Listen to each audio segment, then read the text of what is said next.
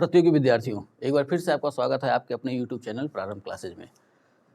हाँ, कई दिन से क्लास नहीं चली सब्जेक्ट की, तो आज शुरुआत करते हैं उसी संविधान की क्लास को जिसको हमने पीछे छोड़ा था, यानी अनुच्छेद 39 क के आगे। हम पढ़ रहे हैं राज्य के नीति के निर्देशक तत्व, संविधान का भाग 4, और वहाँ हम 39 क तक हम लोग पढ़ चुके हैं। आज हम पढ़ेंगे अनुच्छेद 40, या कह सकते हैं कि अनुच्छेद 39 क के बाद। ठीक है, तो अनुच्छेद 40 पे आता है। अनुच्छेद 40 क्या कहता है, या अनुच्छेद 40 का शीर्षक क्या है, हेडिंग क्या है? ग्राम पंचायतों का संगठन।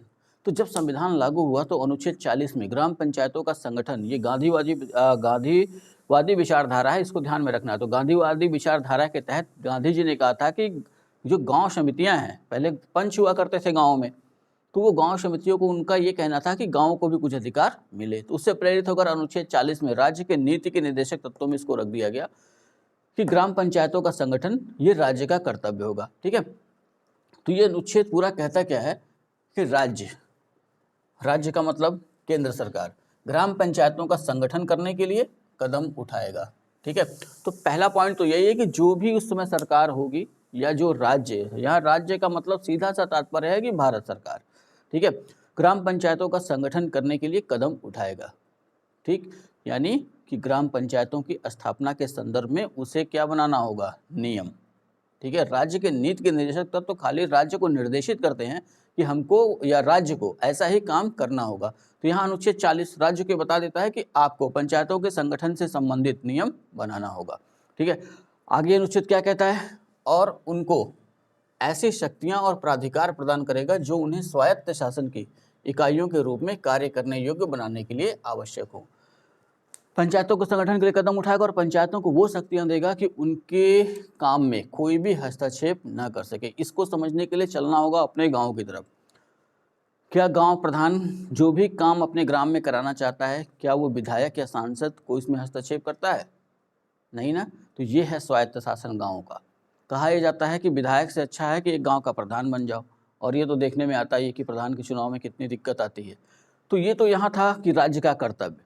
इसको जब संविधान लागू हुआ है 26 नवंबर 1949 के संविधान में ये शामिल था, लेकिन कई साल तक इस पर कोई ठोस काम नहीं हो पाया, और अंततः 1991-92 में जाकर के इस पर पूरा काम हो गया, और दो संविधान संशोधन लगातार पारित हुए। 73वां संविधान संशोधन अधिनियम 1992 और 74वां संविधान संशोधन अधिनियम 1992। तो 73वें संविधान संशोधन अधिनियम 1992 के तहत ग्राम पंचायतों को संगठन की व्यवस्था की गई। भाग 9 में ग्राम पंचायतों के संगठन के बारे में दिया हुआ था, लेकिन पूरा प्रावधान वहां पे अधूरा था।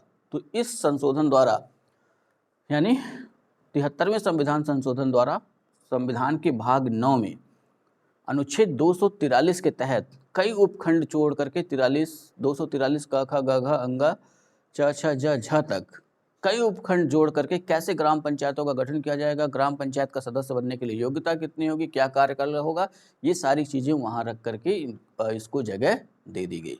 ठीक है, तो अब क्वेश्चन देख लीजिए। क्वेश्चन अगर पूछे कि ग्राम पंचायतों का संगठन राज्य का कर्तव्य होगा किस अनुच्छेद के तहत, तो अनुच्छेद 40। अगर इसी क्वेश्चन को थोड़ा डाइवर्ट करें और ये पूछे कि संविधान के किस भाग में ग्राम पंचायतों की व्यवस्था की गई है, तो भाग 9।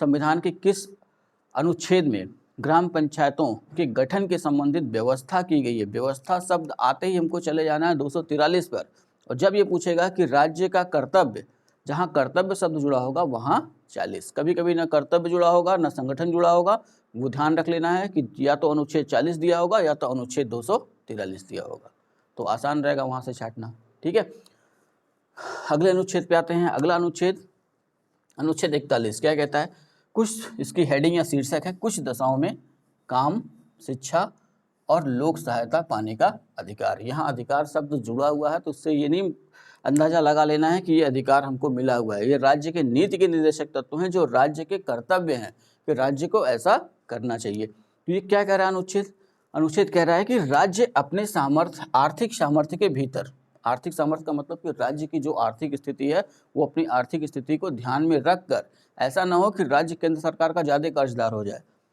अपनी आर्थिक सामर्थ्य के भीतर काम पाने के, शिक्षा पाने के, पहले ये दो ध्यान दे लेना है। काम पाने का मतलब कि जो भी युवा हैं जो काम कर सकते हैं, तो राज्य को ऐसी नीति बनानी होगी कि चाहे सरकारी क्षेत्र में, चाहे निजी क्षेत्र में, चाहे उनको स्वरोजगार के क्षेत्र में उनको आत्मनिर्भर बनाना होगा। ये है काम पाने का, जो काम पाने के अधिकार की बात की गई है राज्य के नीति के निदेशक तत्व में, वो ये है कि राज्य ऐसे विधि बनाएगा, ऐसे नियम बनाएगा जिससे जो काम करने योग्य हो चुके हैं उनको काम का अभाव न हो। और इसी चीज़ को हमको देखना होगा मनरेगा से। महात्मा गांधी नेशनल रोजगार गारंटी कानून जो ये सरकार ने लागू किया ना, तो उसके पीछे 41 की ये भावना थी, काम पाने का अधिकार। ठीक है, अगला इसमें है शिक्षा पाने के। तो शिक्षा के संदर्भ में हमने देखा कि कई प्रावधान लागू हैं, सर्व शिक्षा अभियान देख सकते हैं। उसके अलावा स्कूलों में जो आरक्षण की व्यवस्था की गई, जैसे अनुच्छेद 15 हम लोगों ने पीछे देखा था, तो ये सारी व्यवस्थाएं शिक्षा पाने के अधिकार के ही तहत। ठीक, इतना क्लियर हुआ। आगे है बेकारी, बुढ़ापा, बीमारी। बेकारी, बुढ़ापा, बीमारी, तो बेकारी को जोड़ लेना काम पाने के अधिकार से। तो अगर कोई बेकारी का मतलब कि जिसके पास काम ना हो, ठीक है, वो योग्य है, शक्ति है उसके पास, लेकिन ऐसी व्यवस्था बन गई है कि उसके पास अभी काम नहीं है, सरकार क्या करेगी, ऐसी नीति बनाएगी कि इन लोगों को खाली ना बैठना पड़े, कुछ न कुछ रोजगार उपलब्ध हो जाए। कोई ज़रूरी नहीं है कि सरकारी नौकरी ही मिले, स्वरोजगार के भी अवसर सरकार उपलब्ध करा सकती है। ठीक है, बुढ़ापा, बीमारी, तो बुढ़ापा का मतलब जब आदमी काम योग्य न रह जाए। ठीक, तो वो बुढ़ापे के समय सरकार ने, अगर हम पीछे चलें या अगर हम देखें कि सरकार ने कौन कौन सी योजनाएं लॉन्च कर रही हैं, तो ये हमको दिख रहा है कि सरकार ने वृद्धा पेंशन योजना, ऐसे ही वृद्धों के लिए कई ऐसी व्यवस्थाएं सरकार जो है लॉन्च कर चुकी है। और ऐसे वृद्ध जिनके आगे पीछे कोई नहीं, उनके लिए वृद्धा आश्रम भी सरकार ने बनवा रखे हैं। ठीक है, तो वो सारी व्यवस्थाएं इसी के तहत। बीमारी, अब बीमारी का तात्पर्य है कि अगर कोई बीमार हो गया, ठीक है, और उसके पास इतना धन नहीं है, तो उसके लिए हमारे पास है सरकारी हॉस्पिटल। अब सरकारी हॉस्पिटल में इसी अनुच्छेद के अनुपालन में जो भी सरकारी हॉस्पिटल में जो भी भर्ती होता है उसके भोजन की व्यवस्था वहीं पे सरकार जो है कराती है।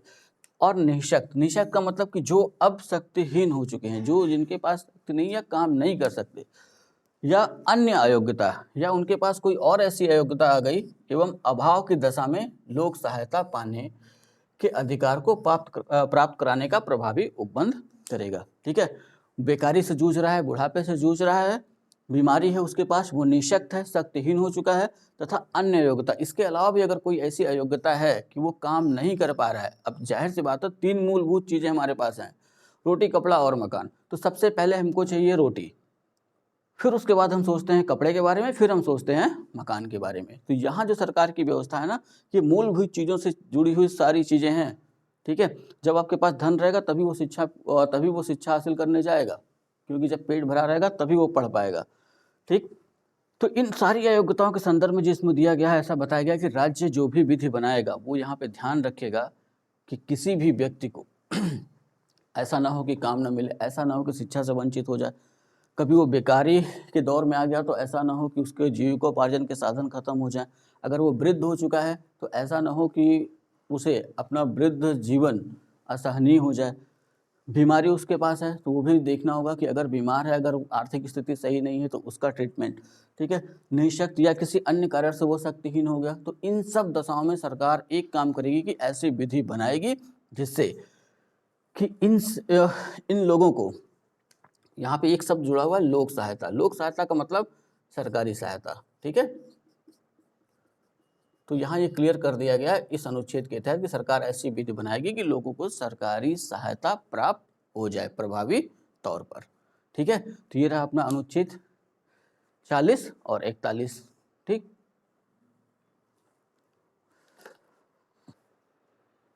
हाँ तो विद्यार्थियों अगले अनुच्छेद पे पहुँचते हैं। अगला अनुच्छेद है अनुच्छेद 42।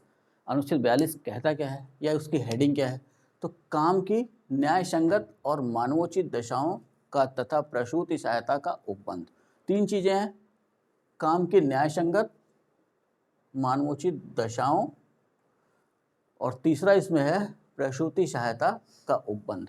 यानी ये बताया गया कि राज्य का ये कर्तव्य होगा कि जब वो विधि बनाएगा तो इन 3 चीज़ों का ध्यान रखेगा विधि बनाते समय, कि कहीं ऐसी कोई विधि न बना ले जहाँ जो काम का मतलब कि जो व्यक्ति काम कर रहे हैं, जो काम करने वाले हैं, यानी कि अपने यहाँ कार्यशील क्षमता कितनी है, कार्यशील क्षमता की बात की जाए तो 18 से 60 ये हमारे यहाँ की कार्यशील, या कह सकते हैं कि कार्यशील लोगों की आयु सीमा है, 18 से शुरू होती है और 60 तक। ठीक है। अमूमन हर वैकेंसी में क्या होता है, न्यूनतम 18 और रिटायर कब होते हैं 60। तो ये अपने यहाँ की कार्यशील क्षमता। तो अगर कोई काम कर रहा है किसी भी तरह का, सरकारी हो या प्राइवेट हो, किसी भी तरह का काम हो, तो सरकार को ध्यान देना है कि विधि ऐसी बने कि वो जो उसका काम है ना वो न्याय संगत हो। न्याय संगत का मतलब कि यहाँ सीधा तात्पर्य यह है कि विधि बनाते समय सरकार देखे कोई ऐसा काम न हो जो प्रकृति के अनुकूल न हो, ठीक है, उसी को यहाँ पे न्याय संगत कहा गया है। और मानवोचित दशाओं, मानवोचित दशाओं का मतलब कि जो काम करने की जगह है वो ऐसी न हो कि एक इंसान के लिए काम करना जो है मुश्किल हो, ठीक है। तो पहले इन दोनों को समझ लेते हैं। तो ये दोनों सीधा सीधा ये है कि अनुकूल मानवोचित अवस्थाओं में ही कार्य करना पड़े। तो ध्यान रखना है कि यहाँ जो पूरा हेडिंग है ना, इसको अगर हम अपने हिसाब से अगर देखें तो एक सेंटेंस निकल के आ रहा है कि सरकार ऐसी विधि या राज्य ऐसी विधि बनाएगा कि जिससे जो व्यक्ति काम कर रहे हैं ना तो उनको अनुकूल और मानवोचित अवस्थाओं में ही कार्य करना पड़े, उसके अलग कोई ऐसी अवस्था न हो जो न्याय संगत न हो या मानवोचित न हो। मानवोचित का मतलब सीधा सा तात्पर्य कि जैसा एक मानव के लिए अच्छा ना हो, वो है मानवोचित, ठीक है। तीसरा इसमें जुड़ा हुआ है प्रसूति सहायता का उपबंध। प्रसूति सहायता के उपबंध को समझने के लिए चलना होगा सड़कों पर। रोड पे चलेंगे तो एक एम्बुलेंस सेवा चलती है 102, एम्बुलेंस नंबर 102 केंद्र सरकार की एम्बुलेंस सेवा है और प्रदेश सरकार की एम्बुलेंस सेवा है 108, ठीक है। तो 102 पे ध्यान देना है। तो 102 जो नंबर की सेवा है ना, राष्ट्रीय ग्रामीण स्वास्थ्य मिशन के तहत या राष्ट्रीय स्वास्थ्य मिशन के तहत इसको जो चलाया जा रहा है, तो यहाँ इस सेवा के तहत एक चीज़ पे सबसे अधिक फोकस किया जाता है कि अगर किसी गांव से, किसी कस्बे से अगर कोई गर्भवती महिला है, अब उसकी डिलीवरी अगर नज़दीक है, तो ये एम्बुलेंस में फ़ोन करने के बाद ये एम्बुलेंस उसको ले जाएगी, सरकारी हॉस्पिटल छोड़ेगी और 2-3 दिन बाद जितना उसको हॉस्पिटल में रहना होगा डिलीवरी के बाद, तो उतने दिन उसको वहाँ पर रखेगी, फिर वो एम्बुलेंस इसको ले जाके घर छोड़ देगी। तो इसको समझ लेना है कि अनुच्छेद 42 के ही अनुपालन में सरकार ने या केंद्र राज्य ने ऐसी व्यवस्था बनाई है, ठीक है। तो यहाँ से जो क्वेश्चन हमको पूछता है ना, सीधे सीधे 3 पार्टों में बांट करके पूछेगा। जैसे ये भी पूछ सकता है कि काम की न्याय संगत, राज्य ऐसी विधि बनाएगा जिससे सबको काम की न्याय संगत अवस्था मिले। किस अनुच्छेद के तहत? राज्य किस अनुच्छेद के तहत ऐसी विधि बनाएगा कि लोगों को मानवीय दशाओं में काम करने की व्यवस्था मिले? तब भी हमारा आंसर वही अनुच्छेद 42। और यहाँ कभी कभी तीसरे से प्रसूति सहायता, तो वहाँ पे ऐसे पूछ लेगा कि इनमें से किस अनुच्छेद के तहत राज्य का कर्तव्य है कि वो प्रसूति सहायता उपलब्ध कराएगा? तब भी अनुच्छेद 42। यानी कि एक अनुच्छेद 3 भाग में बटा हुआ है और तीनों से अलग अलग पार्ट में क्वेश्चन पूछा जा सकता है। आंसर एक ही होगा, अनुच्छेद 42, ठीक है। नेक्स्ट अनुच्छेद पे आते हैं, अनुच्छेद 43। तो अनुच्छेद 43 क्या कह रहा है?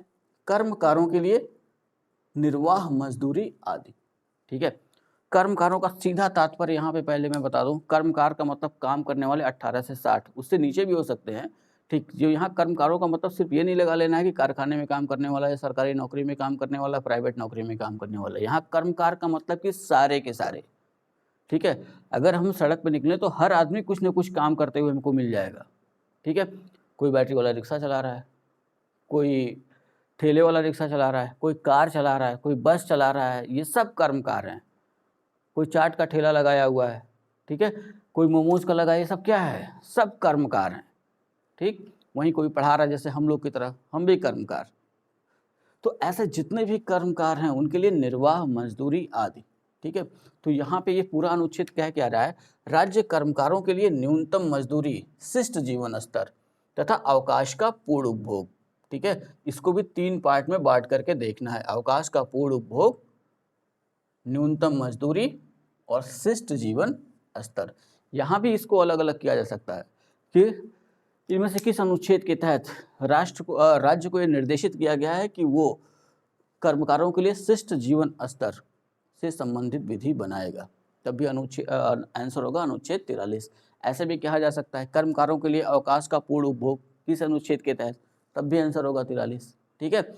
ये आजकल के क्वेश्चन है, पहले इतने से काम चल जाता था कि हम ऊपर रट लेते थे कर्मकारों के लिए निर्वाह मजदूरी आदि, किस अनुच्छेद के तहत? अनुच्छेद 43, ठीक है। अब वो क्या कर रहे हैं, इसी क्वेश्चन को बनाते समय 3 भाग में बटा, तीनों में से कोई सा भी उठा लिया और पूछ लिया किस अनुच्छेद के अंतर्गत, तो वो 43। इतना ध्यान ही रखना है कि यहाँ हम राज्य के नीति के निर्देशक तत्व पढ़ रहे हैं, तो ये सारे के सारे क्या हैं? राज्य के कर्तव्य हैं। तो ये तो भूलना ही नहीं है, ठीक है। तो अब यहाँ एक एक पे ध्यान देते हैं कि राज्य ऐसी विधि बनाएगा कि जितने भी कर्मकार हैं चाहे किसी भी क्षेत्र में लगे हुए हैं तो उनको कम से कम न्यूनतम मजदूरी हर हाल में मिल जानी चाहिए, ठीक है। दूसरा, शिष्ट जीवन स्तर का मतलब कि जो ऐसे कर्मकार हैं जो काम कर रहे हैं, ऐसा ना हो कि राज्य ऐसी विधि बनाए कि उनका जीवन स्तर गिरते जाए।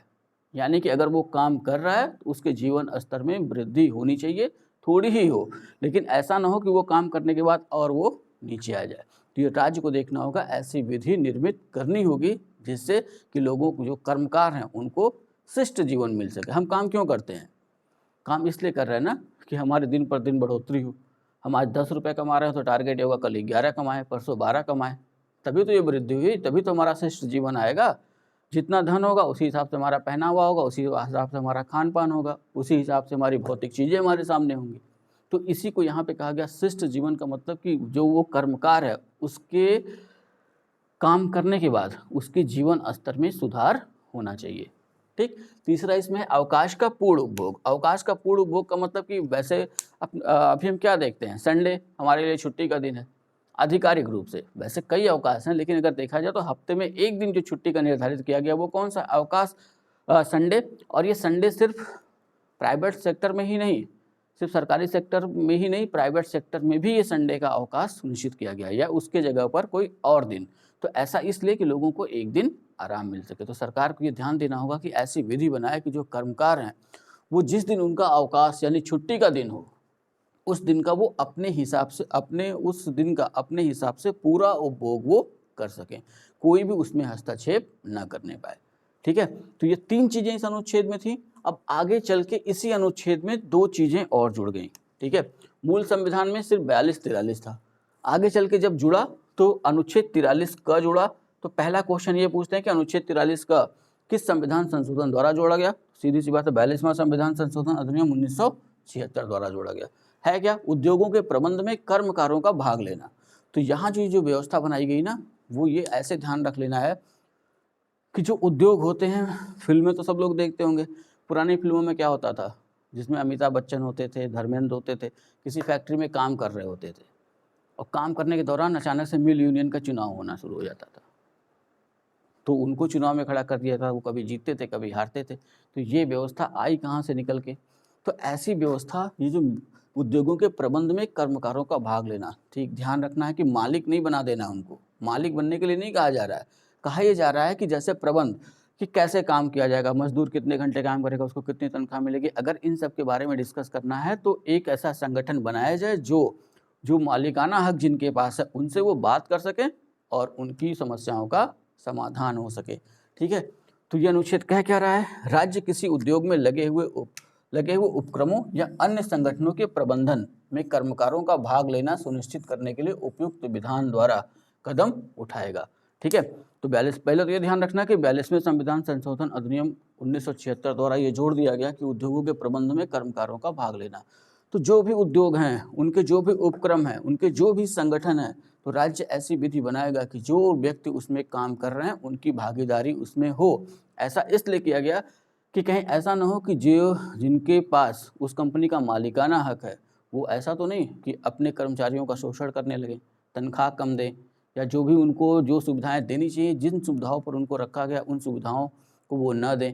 अब जैसे ऊपर हमने पढ़ा अवकाश का पूर्ण उपभोग, अब ऐसा ना हो कि उनको छुट्टी ही ना मिले, उसी में हमने पढ़ा न्यूनतम मजदूरी, ऐसा ना हो कि बोला कि 100 रुपये देंगे और काम करने के बाद 90 रुपये दे रहे हैं, तो ये कौन देखेगा? तो उनके बीच में ही अगर उन्हीं का एक संगठन ऐसा हो, यानी कि कर्मकार अगर उसमें भाग लें, ठीक है, एक संगठन बना करके, तो जो भी उन उद्योगों के मालिक हैं क्या ऐसा कर पाएंगे?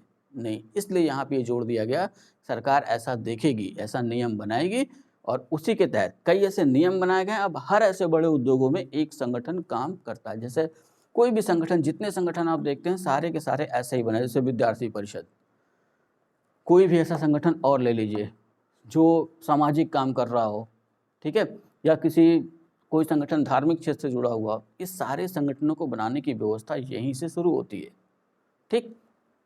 भले ही उद्योगों के लिए कहा गया, लेकिन ऐसे जो संगठन बन रहे हैं वो संगठन, जैसे भीम आर्मी, तो ये कैसे संगठन बना?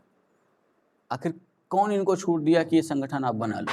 तो इसी अनुच्छेद के तहत ये छूटें मिली, ठीक है, कि वो अपने साथ के जुड़े हुए लोगों को जोड़ें और जो प्रबंधन है उसमें वो अपनी हिस्सेदारी दिखा सकें। ठीक है, आगे चल के इसी में एक और अनुच्छेद जुड़ा 43 ख।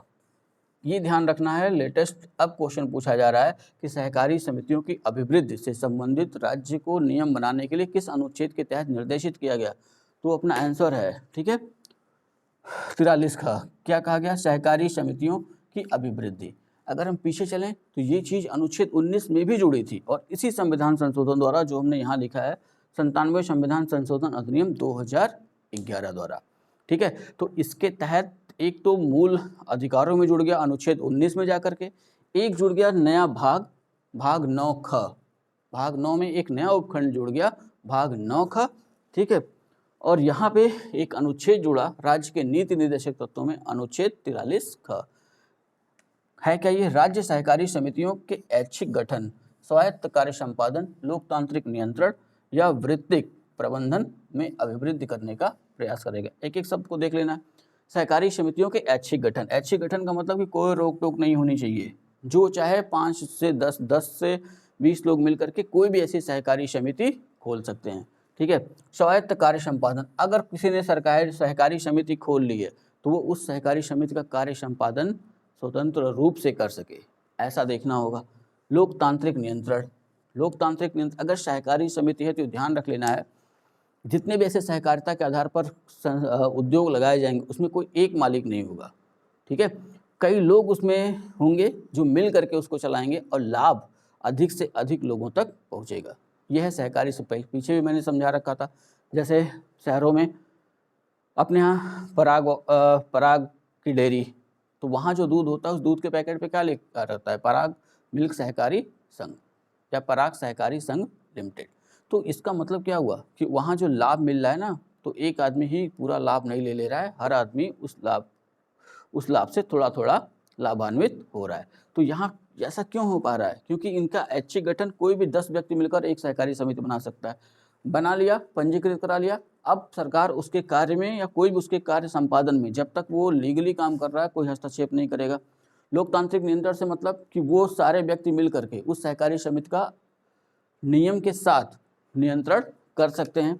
वृत्तिक प्रबंधन, अगर सहकारी समिति कोई बना रहा है और वहाँ धन की अगर जरूरत पड़ रही है तो वृत्तिक प्रबंधन में भी सरकार उनको मदद करेगी, जिससे कि उनकी अभिवृद्धि हो सके। ऐसा प्रयास करने से संबंधित या इसी तरह की विधि राज्य जो है बनाएगा। ठीक है, तो ये हम लोगों ने देखा अनुच्छेद 40, 41, 42, 43। ठीक, तो ध्यान ये रखना है कि नोट्स बनाना जैसा समझाया है ना, कि क्वेश्चन के बीच में से जो आजकल क्वेश्चन बन रहे हैं वो जो है इस समय हर एग्जाम में ऐसे ही क्वेश्चन बना रहे हैं वो। तो सीधा वाला तो याद ही होना चाहिए कि अनुच्छेद, जैसे मान लेते हैं अनुच्छेद 43, कि अनुच्छेद 43 में क्या कहा गया, तो सीधा कहा गया कर्मकारों के लिए निर्वाह मजदूरी आदि। अब इसी को अगर, जैसे भी मैंने समझाया कि अगर तोड़ा जाए कि इनमें से किस अनुच्छेद के तहत ऐसा कहा गया कि राज्य का ये कर्तव्य होगा कि न्यूनतम मजदूरी से संबंधित विधि बनाएगा, तब भी अनुच्छेद 43 ही आंसर है। ठीक है, तो इस तरीके से अगर बांट के अगर नहीं पढ़ा जाएगा तो समस्याएं बरकरार रहेंगी। दूसरे ध्यान रख लेना है कि कोई भी अनुच्छेद, जैसे 43 था, अब 43 का 43 का 43 ग में बटा, तो जाहिर सी बात है कि संविधान संशोधन हुआ होगा।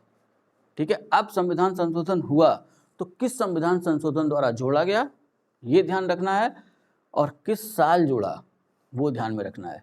ठीक है, तो ये छोटी छोटी चीज़ें अगर हम ध्यान में रख के चलेंगे ना तो आगे समस्याएं नहीं होंगी। वीडियो अगर अच्छी लग रही हो तो लाइक करिए, कमेंट करिए, जो अभी तक सब्सक्राइब नहीं किए हैं वो चैनल को सब्सक्राइब करें। मिलते हैं नेक्स्ट वीडियो में, तब तक के लिए जय हिंद।